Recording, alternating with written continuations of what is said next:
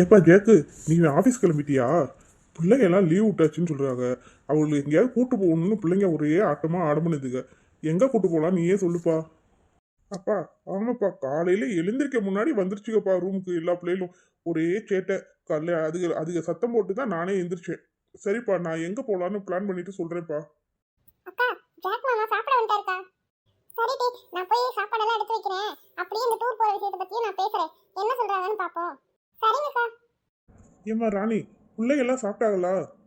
எங்கங்க, லீவ் விட்ட நாள்ல இருந்து இந்த மக்களை சாப்பிட வைக்கணும்னா எனக்கு போதும் போதும் ஆயிருதுங்க.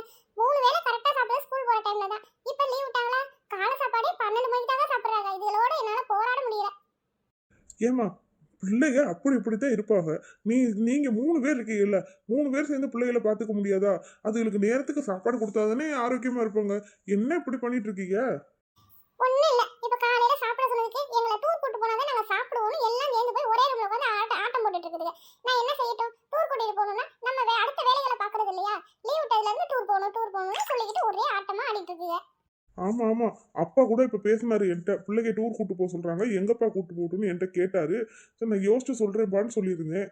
சரி, உங்ககிட்டயும் வந்து இதே தான் கேட்குறாங்களா? சரி, நான் இந்த இப்போ கொஞ்ச நேரத்துல என்னன்னு முடிவு சொல்றேன். ஏங்க, பேசாம நம்ம கிராமத்து வீட்டுக்கு கூட்டு போலாமா? இந்த பிள்ளைகளும் கிராமத்துல போய் இருந்த மாதிரி இருக்கும். அங்க உள்ள வயல்வெளி எல்லாம் சுத்தி பார்த்த மாதிரி இருக்கும். நமக்கும் தோட்டந்தரவெல்லாம் இருக்குது, பார்த்துட்டு வந்த மாதிரி இருக்கும்ல. ஆமா ஆமா, நீ சொல்ற ஐடியா கூட நல்லா தான் இருக்குது. நான் இதை பத்தி அப்பாட்ட பேசுறேன். அப்பா, பேசாம நீங்க நம்ம தோட்டத்து வீட்டுக்கே கூட்டிட்டு போயிருங்கப்பா. நம்ம ஊருக்கு போய் ஊரெல்லாம் சுத்தி பார்த்துட்டு வயல்வெளி தோட்டந்தரவெல்லாம் பார்த்துட்டு வாங்கப்பா. பிள்ளைகளை 10 நாளைக்கு அங்க நல்லா இங்கெல்லாம் வெயில் அதிகமா இருக்கு. அங்கன்னா நீர்நிலையெல்லாம் இருக்குது. நம்ம தோப்புல மோட்டர் இருக்கு. பிள்ளைங்க விளையாடுறதுக்கு ஈஸியா இருக்கும். நீங்க அங்கேயே கூட்டு போறீங்களா? சரிப்பா, நீ சொன்ன மாதிரியே செய்யறேன். அம்மாவையும் சேர்த்து கூட்டிட்டு போறேன். அப்படின்னா கொஞ்சம் எனக்கும் பிள்ளைகளுக்கு சாப்பாடுக்கு பிரச்சனை இல்லாம இருக்கும். சரிப்பா, காரை எங்கேயே நிப்பாட்டிட்டு போறேன். எனக்கு ஆஃபீஸ்க்கு டைம் ஆச்சு, நான் கிளம்புறேன். ஏடி, தாத்தா கேட்டிருப்பாரா? சீக்கிரம் வந்து சொல்றேன்னு சொல்லியிருந்தாரு, இன்னும் காணோமேடி. கவலையே படாதீங்க, கண்டிப்பா தாத்தா நம்மளுக்காக பேசியிருப்பாரு. அப்பா நல்ல முடிவு சொல்லியிருப்பாரு. இப்ப வருவார் பாருங்க தாத்தா. ஏடி, நீ என்னமோ கூடவே இருந்து அப்பா கிட்ட தாத்தா பேசுனதை நீ பார்த்த மாதிரி சொல்ற? ஏடி, தாத்தா வர வரைக்கும் கொஞ்ச நேரம் பொறுமையா இருக்க முடியாதா? ஏடி மாத்தி மாத்தி எல்லாரும் ஆளுக்கு ஒண்ணு சொல்லிட்டு இருக்கீங்க?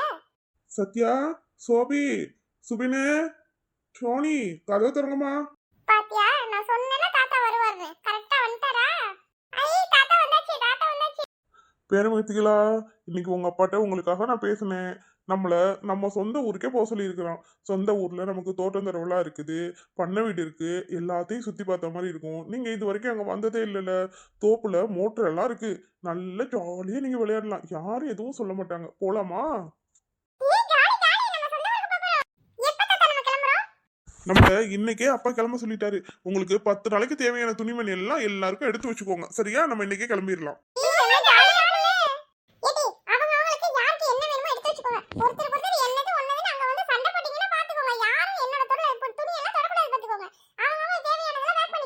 நீங்க எல்லாம் துணிமணியை பேக் பண்ணுங்க. நான் போய் சாப்பிட்றதுக்கு என்ன இருக்குன்னு பார்த்து நமக்கு போகும்போது சாப்பிட்டுட்டே போறதுக்கு நான் பேக் பண்ணிக்கிறேன்.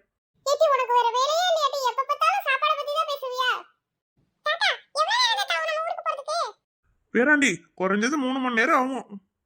ஏய்யா மனுஷா, காரை பார்த்து ஓட்டிட்டு போ. பிள்ளைங்களை எல்லாம் நம்மள நம்பி அனுப்பி விட்டுருக்காங்க.